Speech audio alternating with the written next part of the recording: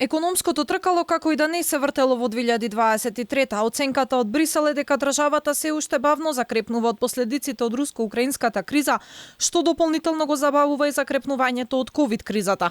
Дефицитот е на сериозно високо ниво и е под целта на владата, а меѓу другото се должи на тоа што сме увозно зависна држава и поради зголемувањето на даночниот приход поттикнато од инфлацијата и недоволното извршување на неколку категории расходи. Исто јавниот долг е на значително високо ниво во однос на она пред пандемијата. Државата е задолжена, има сериозни структурни проблеми како невработеност на младите и огромно ниво на сива економија. Постигнат е дополнителен напредок во подобрувањето на стручното образование, но големиот недостиг на вештини и понатаму е во однос на потребите на пазарот на труд, што повлекува долга транзиција од училиште до работа.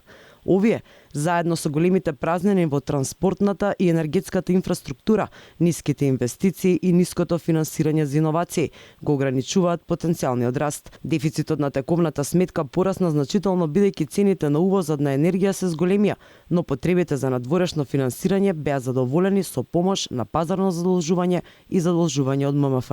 Клучните реформски области бавно напредуваат. Брисел критикува дека клучното за предвижување на економијата, односно јавните инвестиции, се попречени од кадровски и IT прашања, а потенцијалниот раст е попречен и од слабото инвестирање во иновации. Владата минатата година се фокусирала генерално на цените, но не правела речиси ништо за да има напредок во клучните реформски прашања. Брисел упати и сериозна критика за донесените закони за Бехтел и ЕНКА, кои беа поминати во собрание со европско знаменце. Во извештајот се наведува дека се во спротивно со делот правната рамка. Потребни се повеќе промени, особено во областите каде што е постигнат ограничен напредок, како што се дигиталната трансформација и медиумите, царинската унија и образованието и културата. Деловното опкружување продолжи да биде попречено од големото присуство на неформалната економија, бавене напредокот во рационализацијата на парафискалните давачки и има нетранспарентен и неефикасен режим на државна помош. Државава постигнала напредок во однос на слободното движење на капитал, како и одреден напредок во однос на финансиските услуги и заштитата на потрошувачите.